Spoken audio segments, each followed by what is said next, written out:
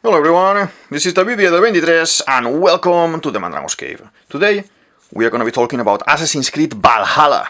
Yes, I finished it. Yes, I know it's a little bit older game. A couple of years ago was released by Ubisoft. It's a game that I got for Christmas together with Black Flag, the 2012 version, and as well Odyssey.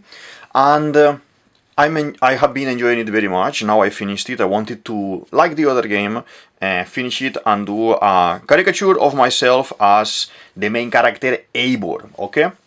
This is gonna be an honest opinion about how I felt playing the game, how I see some dynamics. I have studied games, I have studied art, so I know some of the things that I'm looking into different eyes, okay? Like normal, if you're normal player, you're gonna be enjoying the adventure, the dynamics and everything, but I am looking at it through another perspective, okay? More like how it's made in some of the aspects, okay? So, my overall of Valhalla, as you can see, me doubting a little bit, I would say I'll give it a 6.5.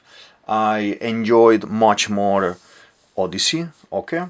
The way of playing, the way of you interacting with environment, other characters, and the storyline, I think for me personally, it's more worked. There is more work and more organization in the Odyssey game. I'm gonna put my video about the Odyssey here if you wanna watch it as well, if you are a fan of Assassin's Creed. For a bit of context, so you understand from where I'm coming, when Assassin's Creed started their saga with Assassin's Creed 1, okay? I got 1, 2, 3 Brotherhood for Xbox 360 at the time. I have stopped after that.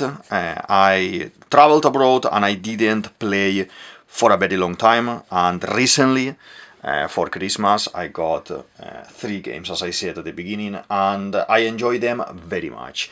The biggest change for me has been this concept of open world in all of these games, okay? I think the Black Flag game was the first one introducing this concept of open world. Up until that point we were following a pattern, okay? We were following a road predetermined there that you need to continue to be able to achieve all the things that you need to achieve in the game, okay? Here, in this specific one in Valhalla, it's very open. You can go anywhere, you can explore anywhere. I have to say, I used a lot of hours, a lot of time, a lot of me time exploring everywhere in Odyssey, and opened all the chests, collected everything, but in Valhalla I decided to not do that. Early in the game, exploring everything, I realized this difference in the game where I would find a chest and it will give me reward a little bit of coin. A little bit of coin, a little bit of leather, or something that for me it wasn't appealing enough for me to go out there hunting all these chests, okay? So I have finished all the storylines, all the DLCs, but obviously there are plenty of chests in my map that I decided not to go for all of them, okay?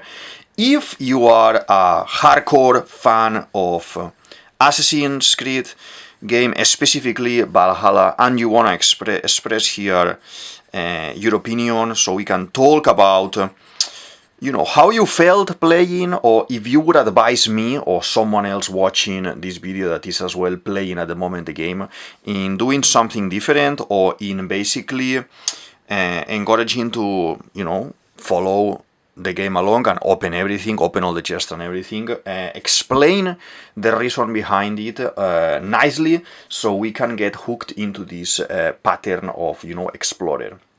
I played the game in Berserker mode, I think. It's kind of medium difficulty.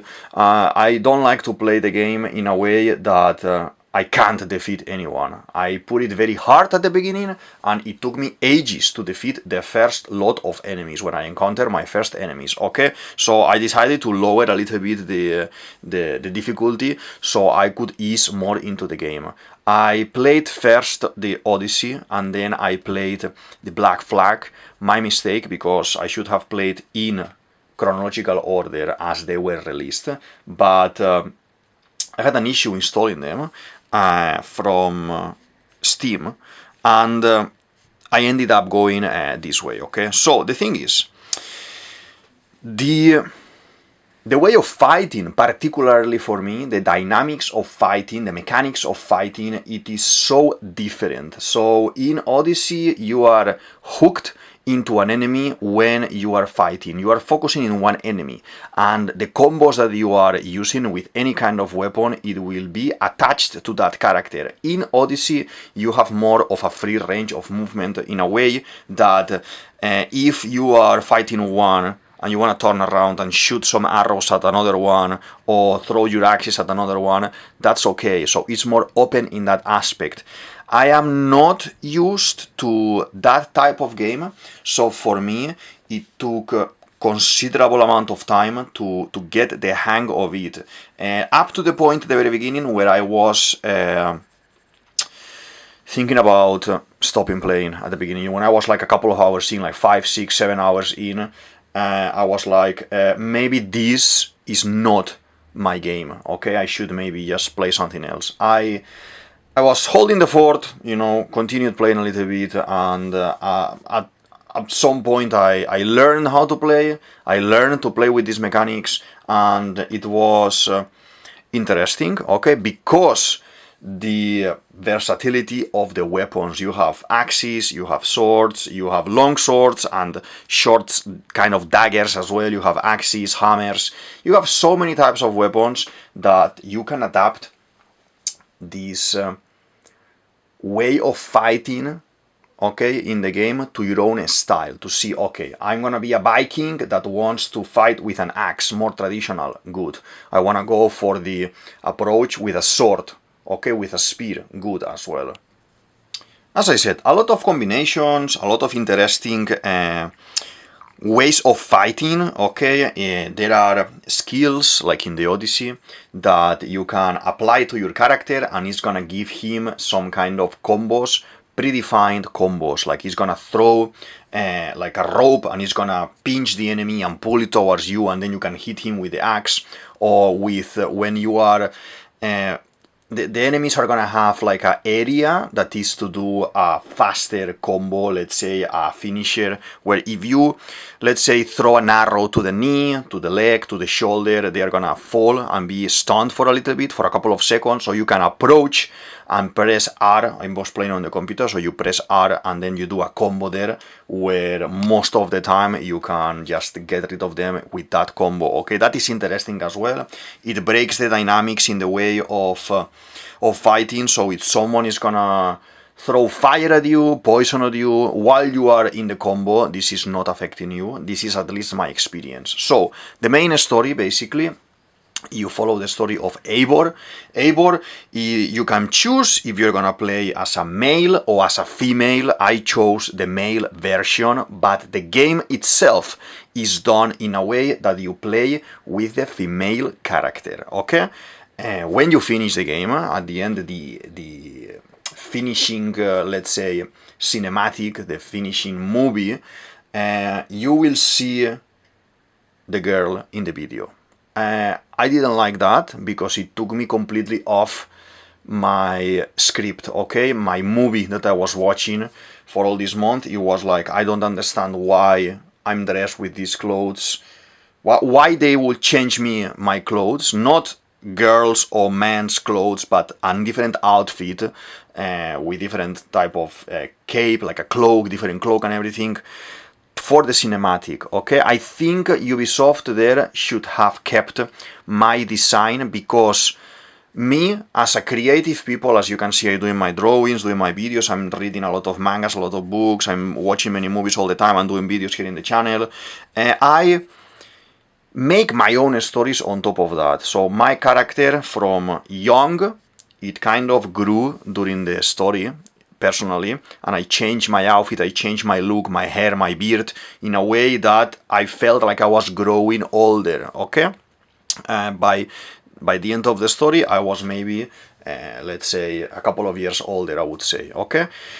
You cannot see that reflected in the last scene where you are changed to the female character, and different outfit, different design, different hair. Even if they would have kept my outfit, but the cinematic is done as the girl, I think it would have worked, because in my opinion, I worked nicely in the design of the character, so I could make Eivor my own character, like it's me, okay?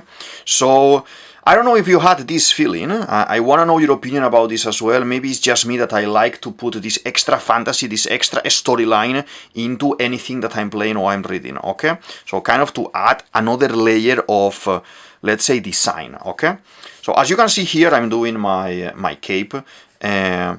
I went for some of the pieces are Berserker outfit, okay? A Berserker, if you don't know, is basically like an elite Viking warrior, and these ones are the toughest of Destroy, basically. You don't have a specific Berserker design in Valhalla, but this is a concept in the Viking world that you will have as a warrior. There are stories, for example, at some point there was a berserker protecting a bridge, and he was standing in the middle of the bridge, and there was an army in front of him. I think it was of Romans, and they were trying to cross the bridge, and as they will come, he will eliminate them all. So the berserker is basically the strongest warrior in the Viking lore, let's say, okay? Not counting gods and things like this. I love Vikings, I love pirates, I love mythology, I love Greek mythology, Norse mythology, Egyptian mythology. I love to read about fantasy, epic fantasy. So this type of game touches me very close in the things that I like, okay? So we're gonna draw the shield. I think is quite interesting. Obviously all of this is going to be a little bit cartoony, a little bit of interpretation of my own character, my own experience through the story. But I want to know yours as well, okay? I know when playing a game that is so long and intense, you need to spend, I don't know, like 100 hours, 200 hours, 300 hours, as many hours as you want, and once you finish the whole thing, you can keep playing, okay? So because of that concept, we as a player, we live it very beautifully, okay? So that's why all of these different connections that I have with the game, okay? So as you can see, my design, some of the items are Berserker. I have my bracers here, okay, as well, Berserker. This is my shield from my clan. You are a member of the Raven clan. At the beginning of the story, you are in your town, okay, back in Norway, and some storyline happens there that you and your brother decide to, you get upset. Your brother gets upset with the father there because you are not brothers of blood, you are brothers of circumstances. There is a small flashback at the beginning where they show you when you are a kid, and you know, your family is eliminated and someone else took you in, and because of this you became a brother with the son of this other man that is the leader, is the jarl of this territory, okay, like basically the leader basically there. So at some point there is a disagreement there in the family, and the son and you decide to take some of the guys, of the younger guys, and move into England. You want to explore England, okay? So I was thinking the game was going to be in a different way. I was going to be exploring Viking territory, but no. As good Viking story, we travel across the sea, we go to England, we invade, and we have a settlement there, okay? The main storyline of this game is you with your brother. There's a series of adventures in connection to the Assassin's Creed characters, okay? At this point called the Hidden Ones, there are gonna be two characters, Basim and Hytham, that they are gonna be with you and your brother, and Basim is kind of looking for something powerful beyond imagination, something godly, basically. He never explains specifically what he's looking for, but he says to your brother, okay, that he may be this powerful being, okay? A lot of connection with the godly and the unnatural together with other games with this kind of open world concept, like in Odyssey as well, the concept of the Isu, basically the gods, and how they created the human race and all of this. I don't have obviously the whole picture of the lore because I haven't played all the Assassin's Creed games. There is as well books telling you lore, and I enjoyed it, don't tell me wrong, but I have mixed feelings, okay? Mixed feelings. I think it will be the best way of expressing my experience through Assassin's Creed Valhalla, okay? So, the storyline with Basim, with your brother, is gonna be that they are gonna live and arrange some alliances in England. You're gonna have to fight with them, blah blah blah, while you are on your own exploring the map, doing other alliances, okay? At the same time, in this settlement, there is another storyline where you are expanding the settlement. Each one of these, let's say, houses, they are gonna have some role. Someone is gonna be the fisherman, another one is gonna be the hunter, another one is gonna be the one fixing your boat, another one is gonna be the blacksmith. So all of these characters will need some resources that you need to travel around, achieve some missions, and go back to them and upgrade their cabin, their house, their tent. At the beginning, all of these are tents, and then it's a cabin, and then it's a nicer cabin, a bigger house, and you go step by step upgrading those places. As you upgrade the places, they will give you some rewards, or they will help you in one way or another.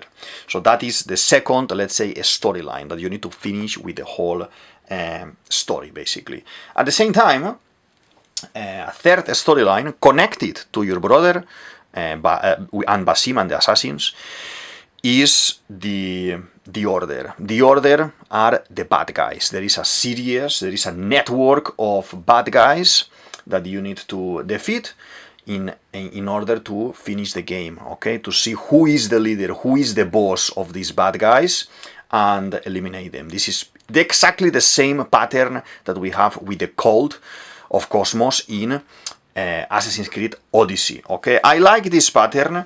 I don't like the storylines.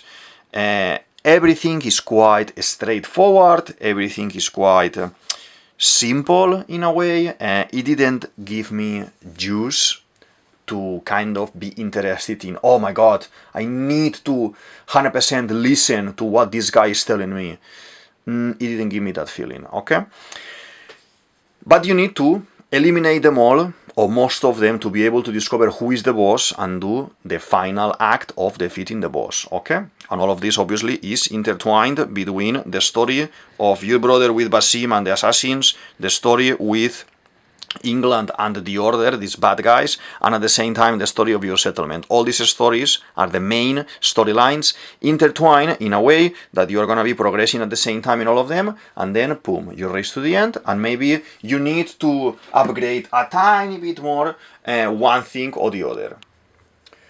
Things, for example, that I love from the game. You can change your appearance very nicely, okay? So, at the very beginning of the game, you start with your basic outfit of the Raven clan, and as you grow in the story, you can upgrade your outfit, okay, with these items that you collect across the world, or you can change this outfit to another one that you found in another place or by defeating an enemy, okay? You can change your cloak, you know, with your hoodie. You can change your outfit, you mean the top, the bottoms. You can change your weapons, your axe to sword, to dagger, your let's say you can have as well a bow. You are as well having your, as I said, your shield here, and it has the ravens, and it looks like broken and old, but at the same time when you upgrade it, everything's gonna be looking like more goldy, but it gives you the option to keep the original appearance, and I am doing this, okay? So let's say I am playing this game and I want to upgrade my shield, that it has the ravens here, and I will choose to not to do so in the image, but just in the stats. So the stats are gonna be medium level or high level, but the look is gonna be basic, like I'm keeping my own shield, okay? This is very important for me, like, you know, the boots, the bracers as well, you can have a helmet or some sort of mask as well, but for me, the most important thing to keep the, let's say, loyalty to my clan, to the Raven clan, because we are in this town as well, we called ourselves Ravenstorp as well, so everything is Raven concept. My idea is like, if this will be real life, okay, I would keep my colors, okay? Like when you are a pirate and you are with your country, you have the flag with your colors, okay? So this is the same. I would be following this code of family, of clan, that Eivor is the whole storyline promoting. Oh, you know, I'm fighting for my clan. I'm doing alliances for my clan, so we are secured here, okay? We have allies, we have friends here, that if someone attacks us, we can defend ourselves or call upon some friends, so they come and help us fight, okay? So you are as well, you are in a Canterbridgea area, that is what is Cambridge basically area and the surroundings. Close by is your base with the Ravenstorp, and something that happens very interesting at the very beginning is that from your flashback when you are a kid, you are given the axe of your father, Barin's axe. Barin's axe, you recover that weapon after many years because your father is killed in this flashback, and you end up with this other family, you grow with this family, and then at some point you get the axe by a third person, and it's like, okay, I could be using a spear, I could be using a longsword, anything, but because the storyline demands it, I would keep the axe. I will be upgrading the axe, but I am not gonna change the aspect because I don't want my axe, my father's axe, to be looking like gold, like a possession that is, you know, like expensive or something. I don't want that. I want the simple design of Viking for this kind of inheritance from the father, okay? Very nice, very interesting. So I try to keep all of those concepts in mind. Your character is called Wolf-Kissed. Wolf-Kissed is because when this flashback happens that you are a kid, you know, they kill your family, blah blah blah, you fall into a frozen river and you are attacked by wolves, okay? The wolves make you a scar on the face, on the neck, you survive, but from that moment that you survive, you are called Wolf-Kissed. Good, but not interesting enough, okay?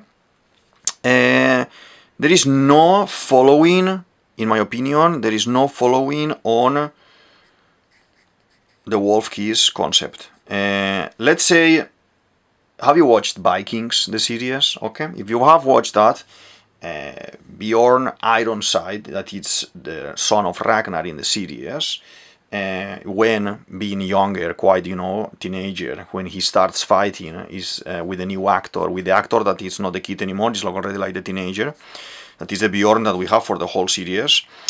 We see him defeating a number of enemies, and then Ragnar says, oh, from now on, because you survived this and you killed many enemies, you are gonna be called Bjorn Ironside. And then he has this aura of physically strong, like a beast, basically. The series, the story, the myth gives him this, let's say, extra human strength, basically, like a superhero. This is something portrayed even until the end of the story, where when he, you know, if you haven't read you haven't watched the series, skip a couple of minutes in the video, but when he's gonna die, in his older age, you know, he's almost dead and he's riding and people is, you know, attacking him, but everyone thinks that he's immortal because he's continuing riding and everything and, you know, leading the charge of the Vikings toward the enemies and everything. So there is a concept of Ironside because he is strength, okay? So everyone is scared of him because of strength. Another one can be clever, another one can be agile, another one can be, you know, more skilled in this and that, but with this concept, wolf kissed, I would have liked kind of some trauma with the concept of wolves, some kind of worries regarding wolves. You are traveling across England and you find animals, you find wolves around, you find bears, foxes, everything around, okay? Maybe it would have been interesting that my character, because the PTSD that he may have of being almost eaten by wolves, he may have this kind of issue. There is a couple of times that he mentions, oh, you know, wolves. All of this is a parallelism because in the story, they try to show you that Eivor has memories from Odin, trying to say that in the storyline, Odin, the All-Father, is the same as Eivor, kind of, okay? It's interesting, but I think it's not explored enough. I think I would have wanted to see that more, so it's defined in a way that is present all the time, okay? If you are just aficionado of Vikings, that you just want to play and that's it, it's okay, it works for everyone, it works for you, it works for everyone, and that's it. But for me, that I'm trying to look at this from the point of perspective of someone who, you know, knows and teaches and studied games, it is interesting to see it in another way, okay? That is my own opinion, as talking about games developing, basically, okay? So, I like it, but there are things that I would have done in a different way, okay? So, there is something that I don't like, I would say I hate about this game, is the sound of the synchronization when I am syncing on top of a building, on top of a mountain or something. This broken sound, I absolutely hate it. It goes into my brain. I said, hopefully this is just gonna be at the beginning, but sadly it was during the whole game and I tried to disconnect or lower the volume or something because the sound was very annoying. And I would say Ubisoft, maybe, like when you have a phone that you can choose your ringtone, let's say, maybe allow that I'm allowed to change that sound to the sound that I had in Odyssey or in Black Flag or in any other Assassins if you don't want to do it so open that you can choose a music, you know.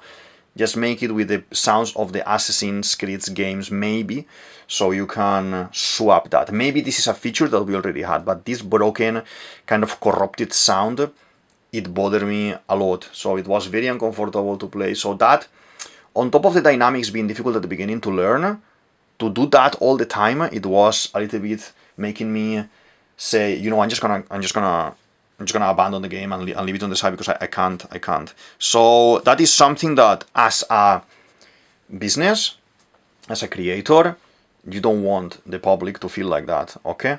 And I think if given options, it could be something very, very interesting, to be honest. Maybe you felt in a different way, you loved it as well, go to the show more section and explain. Again, we are not here to argue, I am just going through my experience with Valhalla and the things that I liked and the things that I didn't like. I was talking about cosmetics, basically, you know, the outfit, the weapons, all the things that how they look on you. And I said at the very beginning, I was doing the game, playing the game as young Eivor, so I had this type of Viking hair like this in blonde. And as I grew in the story, at some point I have some adventures and I decide, like in the Viking series, to do a buzz cut, okay, no hair on top and a longer beard, red, okay? And I enjoyed it because obviously through the progression of the game you end up being the Jarl, the leader of the clan, and have more seniority, okay? As you travel across the land, you make some friends, and those things take time. So chronologically speaking, I would say, you know, the beard should be growing, I should feel older, you know, I should have like a seasoned body, let's say, you know. There are characters in the story, for example, that you need to fight and they die. Some of them are enemies, some of them are friends. And there is this cosmetic in the story that is the tattoos. You can get tattoos at any time. The tattoos are like the songs in the Black Flag, for example. No? In Black Flag, you are walking around and you will see songs that you can collect.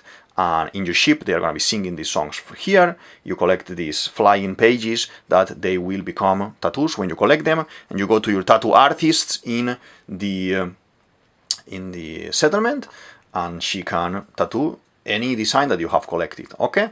As you play other DLCs as well, or as you go to towns and you visit the shops, you can have more tattoos that you can buy or just find around the world, okay? I loved that aspect. And in connection with what I said at the beginning relating to the cosmetics, there are characters that die in the story. Oh, my friend, my ally has died and we've been doing these missions together, but sadly he was killed in battle or whatever. So then I would come back to my settlement, and as a gesture of love or a homage or friendship or brotherhood, I would get a tattoo. I would say, oh, this guy has died. I'm gonna get myself the left arm. Now I'm gonna get the back. Now I'm gonna get the torso. I'm gonna get some of these details. I loved it because it was kind of telling a story, in my opinion. On top of playing, I would be having a story as well, okay? Let's not forget to draw my bow, okay? I love the hunter bow type of bow. You have a hunter bow that you can hold like a long bow, hold and shoot the arrow. Different types. There's the light bow as well, that it will throw the arrows quick, like and then you have another type of bow, the predator bow, that when you are aiming, it makes some sort of zoom in the aim. I do not like that one. So by mistake, a couple of times, at the beginning of the game specifically, I was using one of those predator bow and I couldn't understand why I wasn't seeing the shooting of the arrows in the same way than before. I thought I broke something, I was trying to change the settings, not explained whatsoever. So, if in the dynamics of the game, when I am starting my game, there is some sort of a small tutorial to is differentiating these type of things, like, okay, sword is sword and axe is axe, yes, shield is shield, yes, but careful with the predator bow, because it's gonna change your aim, and you are not gonna be able to control the aim so accurate like in the other one, for example, okay, it's different, it's like first person type of bow. I would have loved that to be a little bit more explained, okay? But let's not forget that we are drawing it here. Again, I kept, from the beginning, I didn't bother much about bows or anything like that. I just went for one of the first ones that I liked that I took, and I kept my very basic shape of wood design, okay? So, let's do... Eivor has a raven, like here, a raven tattoo on the side of the head by default. I've been wearing that tattoo by default as well. And something very interesting for me that I liked. I liked and I disliked. You see, again, I'm kind of dual in these answers. Is the concept of the DLCs. There are several DLCs that when I bought this discounted, let's say, bundle on Steam, the Wrath of the Druids DLC was there, the Siege of Paris, the Dawn of Ragnarok was there as well, and then I had some minor ones, smaller ones, like the Forgotten Saga, I think it's called, Fated Encounter, and a couple of other small things about mastery challenges, Tombs of the Fallen, river raids, and things like this. So, what happens here is the following. When I bought the game and I saw the first time my settlement, you can go into your quests, no? And you have a drop-down menu where you will say, this is quests about this character, about this other character, about this other character. And there was a number there. A number in red meant you need to be that strong at least to be able to win this, let's say, sort of this line, this path of missions, okay, of quests. And all of them were open. All of them were open. If you didn't have the level, you could go to that specific part of the map following the quest and start the quest anyway. So, you know, silly me, I just start playing on my first day. I don't control my axe, my bow, anything. I don't know about my outfit. I don't know I can upgrade. And I end up pulling myself into Dawn of the Ragnarok mission 1. That you need to fight Sutrur. That is basically a fire giant from Niflheim. So, okay. I arrived there, I killed some enemies, some basic enemies. It took me time to kill these enemies, but I reached the bad guy. This is the first moment, the first scene. And just by looking at me, I'm eliminated. So I need to restart. Okay, I'll try again. Maybe it's just me that I don't know how to play this game yet. Okay. So, what happens next is that I try 5, 6, 7, 10 times, 20 times. I cannot defeat this guy. What's going on? How do I get out of here? I am in a place that I shouldn't be. Did I get stuck here? I would have loved that if that mission is level 300, 350, I don't remember, cap it. Cap it in a way that gray it out in a way that maybe if I approach that part of the map and I talk with this person that is going to give me that mission to enter this, you know, dream realm, because all of this is a dream realm, that you go through another character in your settlement, it's going to give you a potion, and you're going to basically teleport in mind into Asgard, let's say, or the Niflheim realm, or the Jotunheim realm, depending on the mission that you're going to be doing.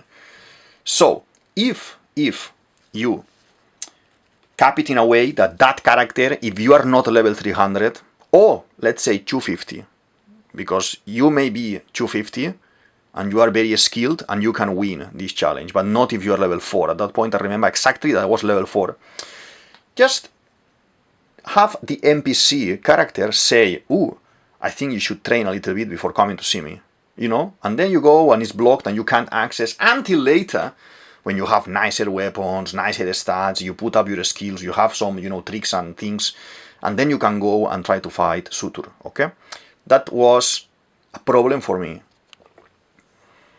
The main story is good. The main story is through doing all the, you know, missions, quests, and everything that you need to do, all good, kind of okay, you know, I didn't, you know, enjoy like, oh my god, I can't live without this storyline. Like there are some movies or some games that you will say, I will play this forever.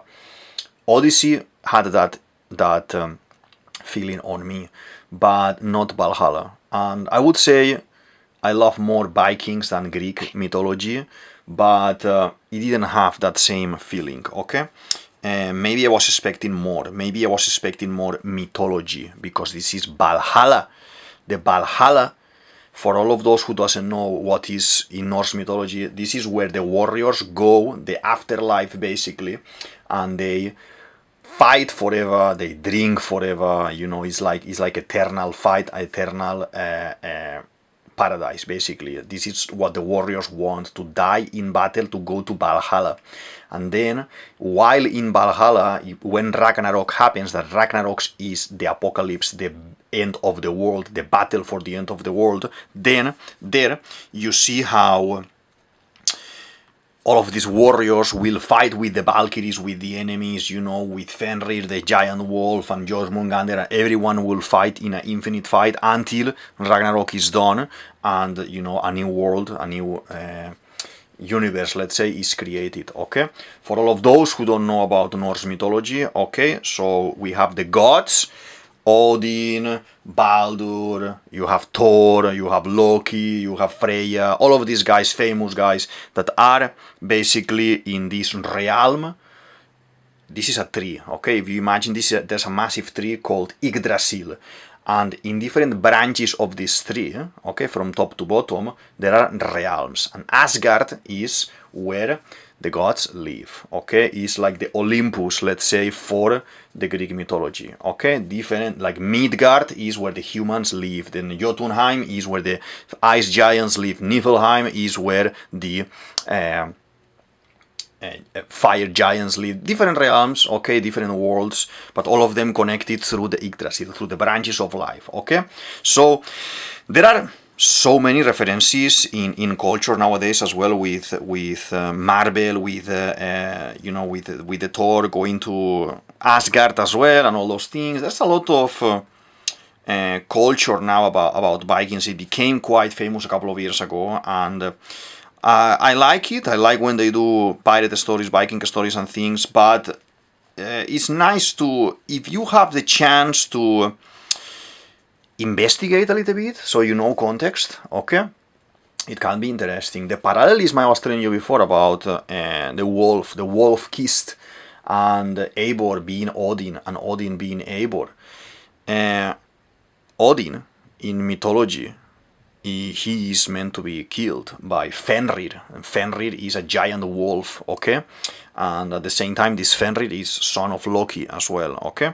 So it's very interesting concepts, very nice concepts, and if you are interested in Norse mythology or in mythology in general, you will see how many other stories that you may see around the world about, other topics, or, nowadays, Harry Potter, anything, you will see some references from nowadays stories from Norse mythology, Greek mythology, okay, Egyptian mythology, okay?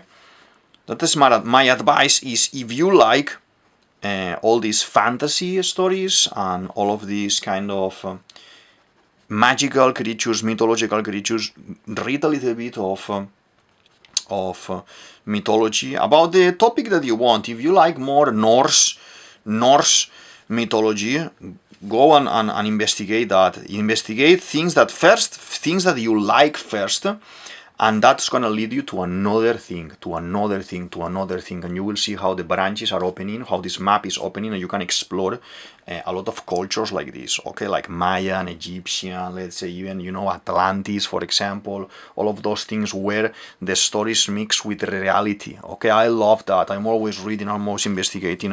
It is very, very interesting for me, and because I create stories, it helps me as well to develop and to refresh ideas, like, I was thinking about this, look, there is this god, or there is this particularity in this, let's say, culture, that they have this god or this mythology or this idea, okay? That is very beautiful. This is storytelling. It always happened, with bards, for example, that you will go in medieval times to a tavern or to a kingdom here or there, and they will be telling stories of life, stories that some of them were real, some of them were invented, some of them were mixed, and you don't know when the line is crossing from reality to fantasy. I absolutely love that, and I try to apply that to the things I do all the time, to find the mysticism about it, okay?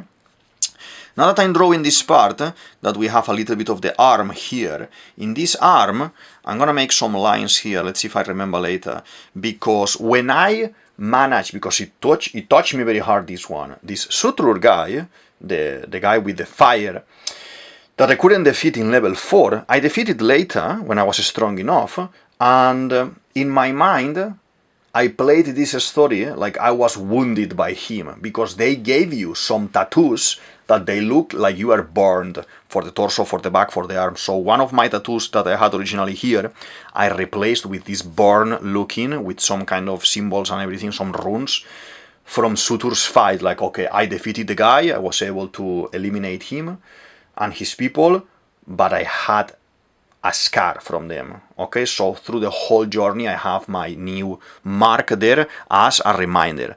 This is just for me, this is nothing to do with the story, it's just for me, but to make it more meaningful in the storyline concept, okay? For me. Obviously you are free to play just normal and enjoy, and that's it, but for me, I always love to do this type of secondary storylines on top of the storyline.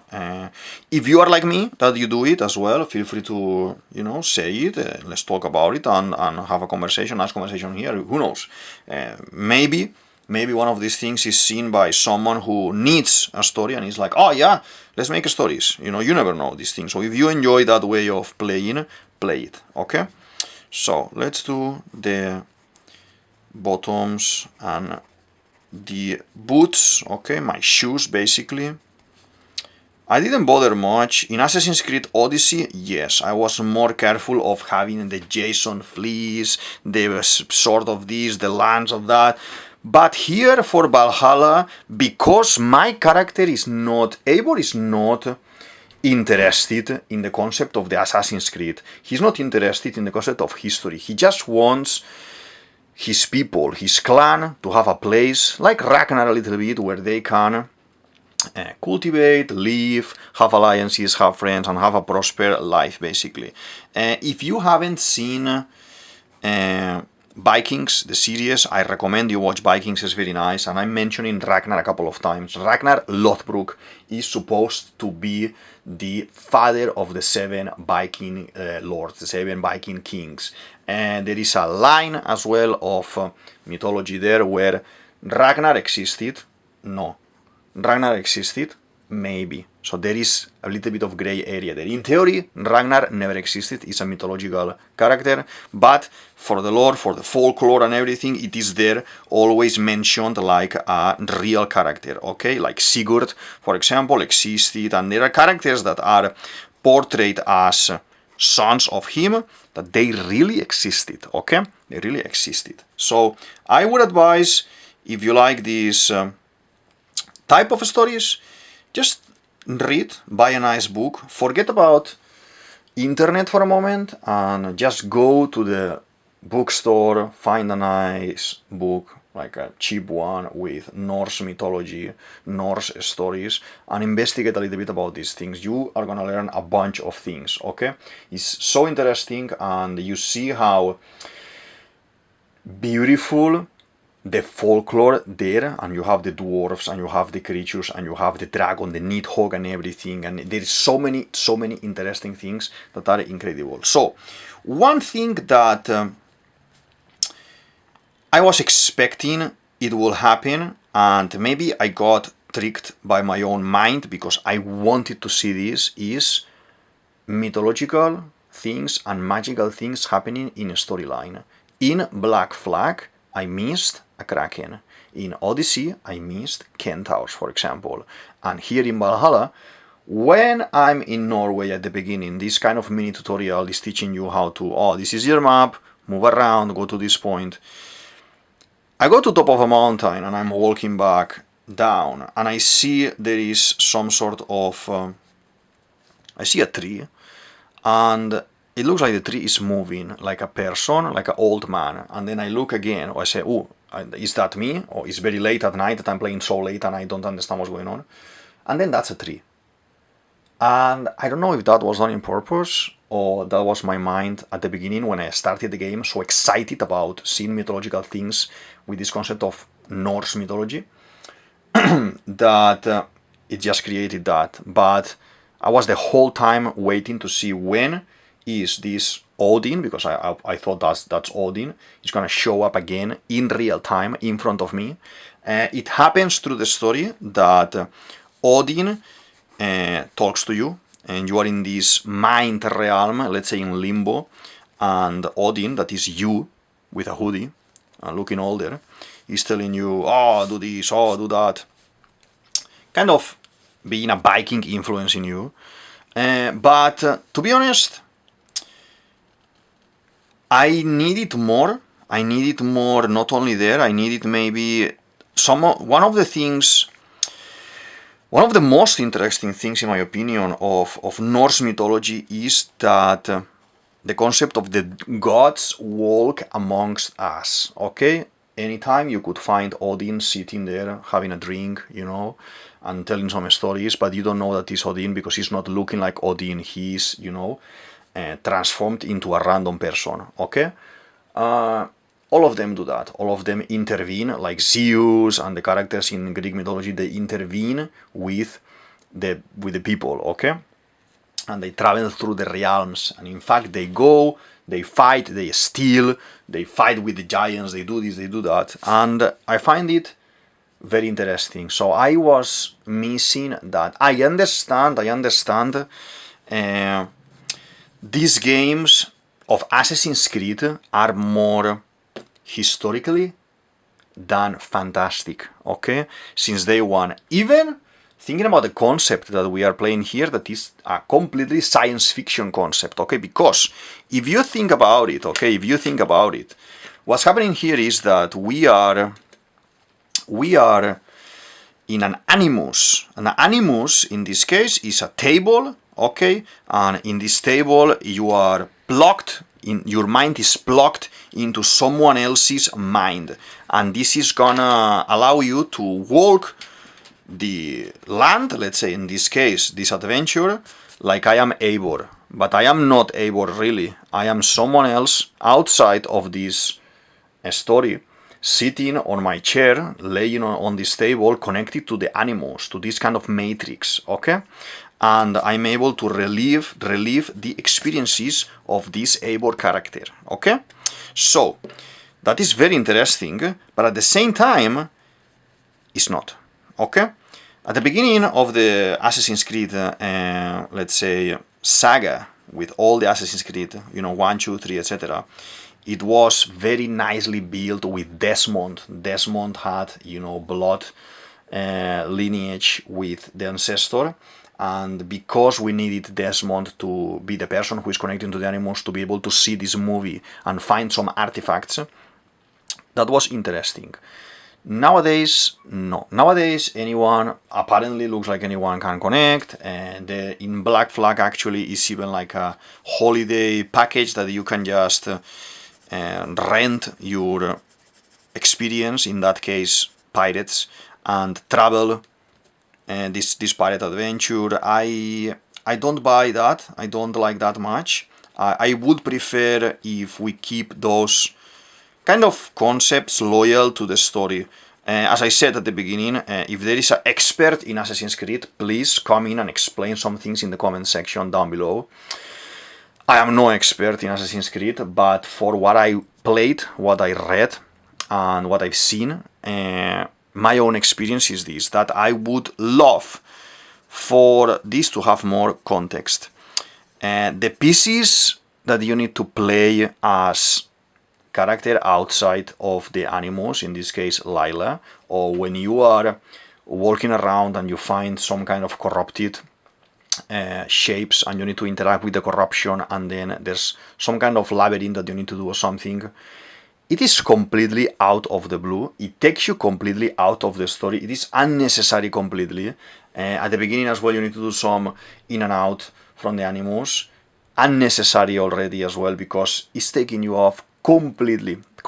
Just give me the story of the Viking, give me the story of the pirate, and forget about the other bit. Just mention it in a concept of a story, that you want to see what's happening, you want to see how artifacts are collected, you want to see.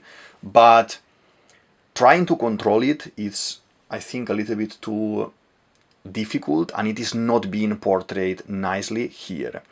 Because the concept of the issue that was introduced later in the Assassin's Creed story, I think in a attempt to fix this feeling, probably, I would say the effect is not achieved. In my opinion, I would say the effect is not achieved. We have this kind of weird feeling where we are exploring areas as Eivor, and then suddenly you de-transform like a hologram, and you are Lila, and Lila is investigating this. After some storyline, Lila ends up eliminated, and Basim, that survived through generations, Basim is the one that is connecting to you as Eivor. Basim ends up being a little bit of a bad guy at the end, even if there is a full video game of Assassin's Creed with him being the main character, being the good guy. No, I don't buy it. I think now I should play now the Basim one to understand why. But as far as I could read, he was a good guy, and I don't understand why these changes, last minute changes out of the blue, I didn't like that much, to be honest. So we are gonna paint this like this, okay? There is a little bit like a yin and yang concept here with black and white. Anyway, I have never been too much of a fan of the animals concept, so I just basically focused in the main story with with Eivor and what was going on, and trying to do the Viking adventure as such, okay? And for me, it is very important to connect with the character when I am playing a game, and in this idea of someone that is like Eivor, that can change the outfit, change the weapon, change everything, we always find these kind of designs in a way that if you change the outfit too much, you will not recognize your character, or if you gain some sort of armor, you will not be able to recognize your character later and not become so familiar with it.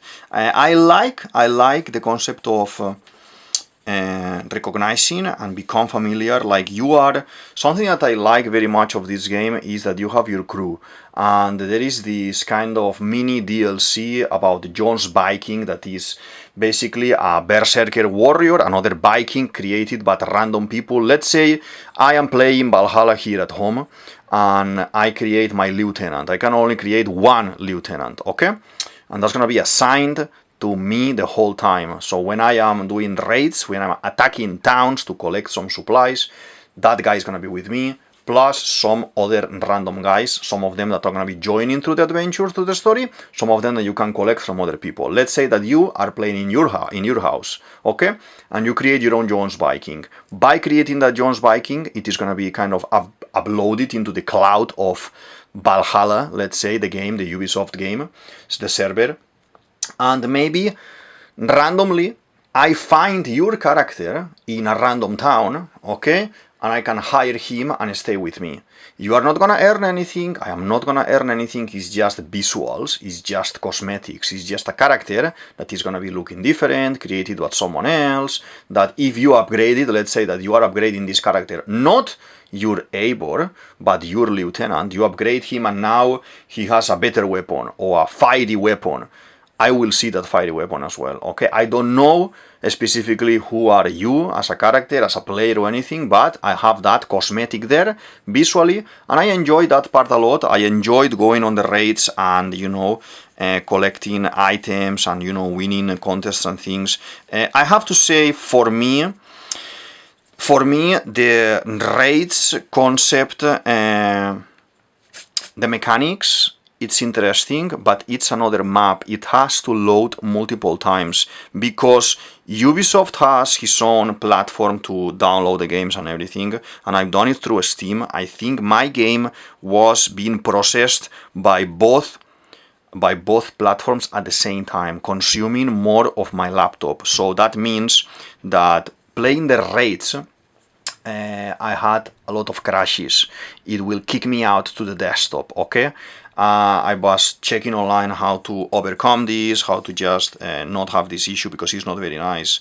And I ended up realizing if I try to check all my files, there is an option in Steam, for example, and in Ubisoft as well, that you can verify and check your files. It's gonna run a diagnostics in all your folders. So I was doing that first before playing. Every time I wanted to play the game, I was running that, and then I would run the game from the folder, not from the icon, but from the folder, okay, in C, run as an admin. And running it as an admin is overriding some things that is not gonna allow to crash. After that, after doing that every single time, it will not crash. But I had this problem a lot. I would be,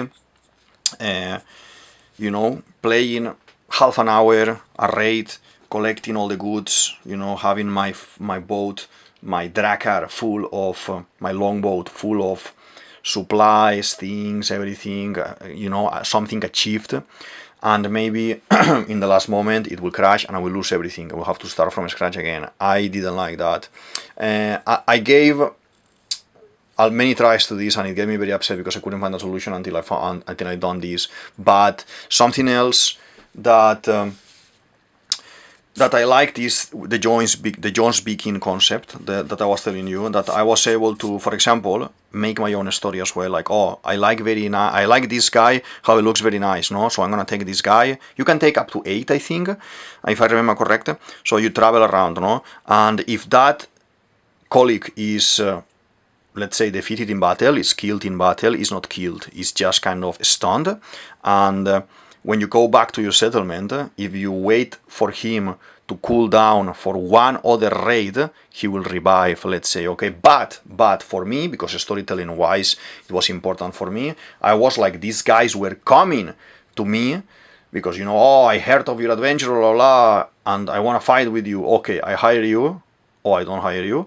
And if I hire you and you die in a raid, you died on a raid. So I will go back, delete them, and find other colleagues to fight, other companions to fight with me, other Vikings, okay? And that was very, very enjoyable. If something like this is introduced in other Assassin's Creed going forward, that's very nice, because I seen it with the mercenaries. With the mercenaries in Odyssey, you have it as well, but you can only have 4 mercenaries at a time, okay? And I wished in the Black Flag, because I made a video about flag here that I'm gonna put here as well, being a pirate ship, that you could hire all these people as well and have them all manning your ship, even if it is just NPC work, but manning your ship. So the only issue I found with this concept of gameplay, with this mini DLC, is the longboat is narrow, and for all the people to go in and go out, and specifically you, when you are gonna raid, it's very difficult. There should be some sort of mechanic where you can straight away jump from your position into the water to start your raid, while the rest of the guys are jumping as well. Sometimes for me it will get hooked into walking the whole longboat, then going on top of the head figure and then jumping into the water, because it was a little bit irregular, not working properly. And that part, for example, I didn't enjoy much, because I was like pending, like, oh my god, when it's gonna be stopping again, when it's gonna be stopped working on, and it's gonna freeze, you know. I could see that because of these things it may freeze anytime. So that part I didn't enjoy much, I would say. The experience in general has been rewarding, enjoyable. I wouldn't say I don't want to finish the game. I've been for some time thinking about, oh my god, I can't wait to finish. That is not good either for Ubisoft. I kind of fancy going a little bit back to Odyssey and exploring a little bit and doing the mercenaries a little bit and collecting some more mercenaries a little bit. That part is interesting. But, you know, overall, very enjoyable, but with some notes, I would say, okay? And there are parts that are very difficult. For me, it took me a lot of time. There is this the survival mode as well for DLC when you go into Niflheim, I think it was, and it's like a roguelite type of game mode, okay? The Forgotten Saga, and in that one you have to go fighting. As you fight, you are upgrading your weapons or your life or your arrows, anything that you have, your abilities are gonna be upgrading. And if you are killed, and then you need to start again, okay? I done runs for like 1 hour and a half non-stop doing a run, and then when I was reaching the very last, then they will kill me and I had to start again, and it was driving me crazy. Obviously because I was using my own weapons before in the game, and here they give you some random items. There are some medallions that allow you to keep the same weapon that you are using in a previous run, and you can get used to it. So my advice for this is get the Gungir spear, that is in Mythology Odin's spear, that has electricity. So when you are fighting, the enemies are getting a little bit electrified and they are stunned a little bit. There are some extra runes that you can apply when you find them, that it will make a chain reaction to electrify people around them that have been hit by Gungnir as well. It worked very nice for me until I discovered that weapon. I was like, okay. It worked for me very nice as well for the runner-up. the throwing of axes. There is one of the abilities that allows you to throw axes, but they are electrified. That one was a charm for defeating Nidhogg. Nidhogg is a dragon who lives in the roots, at the roots of Yggdrasil in Norse mythology. It is a dragon that we need to fight here in this type of roguelite game. It is poisonous, like it's kind of spitting venom from the belly, from the mouth. Very crazy. I never seen this concept of Nidhogg before. It's nice, but not what I expected. It's interesting and nice. I like it. And you fight other characters as well, like Fenrir during the series, during the story. In the Dawn of Ragnarok as well, you fight him, and you need to try to rescue Baldur. Okay, Baldur is one of your sons as well. That there is a lot of lore, a lot of storyline in real Norse mythology with Baldur and yourself, and all the reasons of why Ragnarok will come, blah blah blah, etc., and Loki, etc., etc., etc. It is okay game.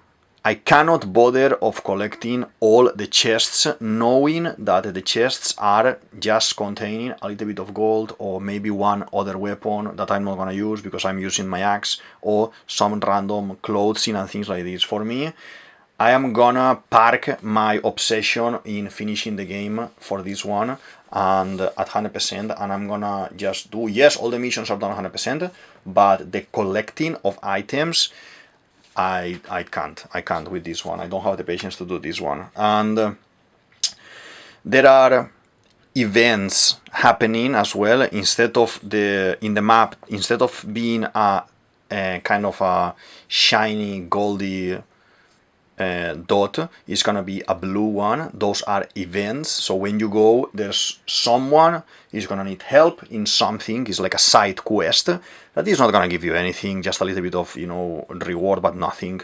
And there are beasts as well that you need to eliminate, like wolves, like bigger wolves. There is like a white elk, things like this that are okay, but Odyssey, I liked it very much, because you had a little bit of mythology added into it. They were bigger, visibly bigger animals, and it was nicer in my opinion. Okay, I have my eye as well into the samurai one, and because I love as well, you know, Japan, the Edo time, feudal Japan, and I love samurais, I love katanas and things, so it will be very nice to see the approach and how loyal they are to reality of that time and as well mythology of that time. I really love it, and I want to see. I already seen about Greek mythology, now about Norse mythology, I've seen about pirate mythology, and now I want to see as well about samurais, okay, and what's gonna happen with that concept there. It could be very interesting. I see the game feels for me that is softening up a little bit. There is more fighting, more free fight, but the game is softening. Eivor, it is not an assassin. Eivor, it is a Viking. There is multiple occasions where the assassins guys, they say, oh, Eivor, you should join us. You can't choose yes or no. By default, Eivor will say no. And you will end up having one of the knives, one of the hidden blades to fight since day one. This is a present from your brother that is giving you when you start with the, let's say, tutorial. It makes no sense. It makes no sense then. Why are we connected into the animus to someone that is not an assassin, is just using a hidden blade? It doesn't make sense. If my brother is the chosen one, why are we not connecting to the brother? Okay, if Basim was real in the main story line and he was real in what he believed and the brother was the chosen one, why are we not connecting to the brother? In the past, you could only connect through bloodline. These two guys are not real brothers, are sons of different parents, you know, father and mother, so they don't have a blood connection there. I think as well, like, if this story would have been real in the terms of honest to the Assassin's Creed concept, Basim would have wanted Eivor, because Eivor, in his flashbacks that he's having, in his mythological journey that he's having, his Norse godly journey that he's having in his mind with these side quests about, Asgard and Niflheim and, Surtur and all of these guys, he is Odin. He is Odin. So it makes sense that as a concept of Isu from the other games that we are playing this line here. Are they in Ubisoft trying to say the Isu are make-believe gods in this storyline, but there is for real a Odin, and Odin is not Isu, it's actually a god? I don't know, because they didn't follow that line with the other guys in the Greek mythology in the Odyssey game, so it's a little bit gray, in a gray area. So I would have preferred much more if there is an improvement. The fire, you see, I told you I was gonna forget. I would have preferred much more clarity for all of these things. Okay, I like as well that you can explore everywhere and have different mounts. You can have options, multiple horses, different designs from different areas. That's very beautiful. And depending on the DLC that you may have, I was riding a wolf.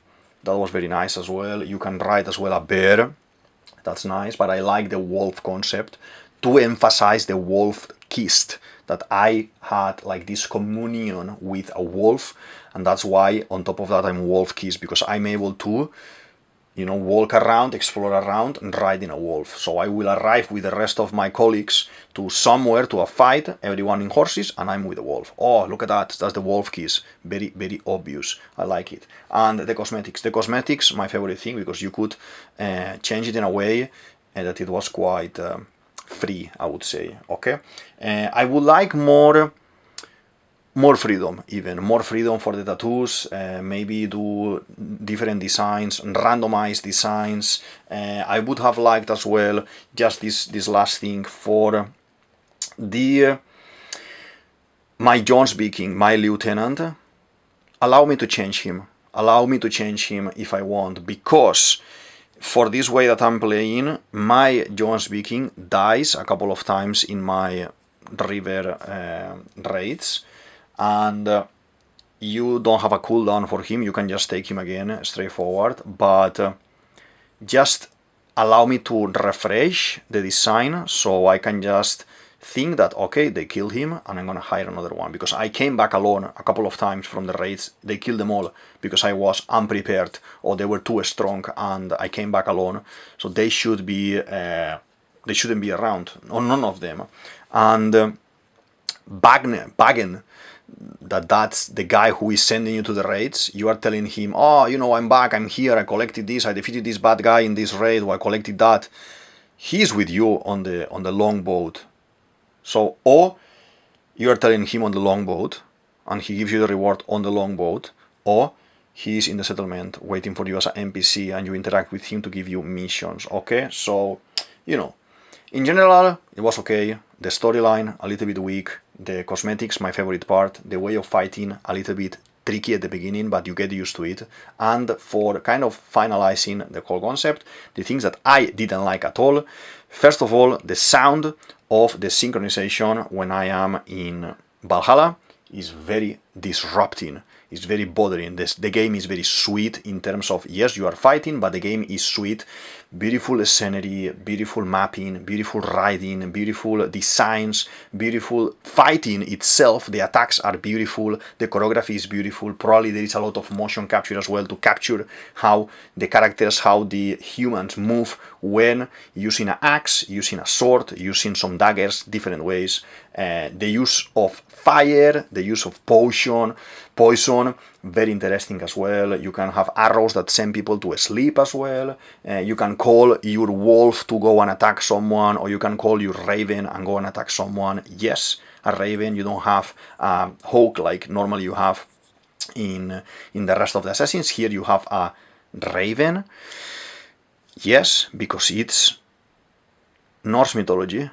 but it makes no sense. So you are separating. If you tell me that this game is not called Assassin's Creed Valhalla, it's just called Valhalla, it works.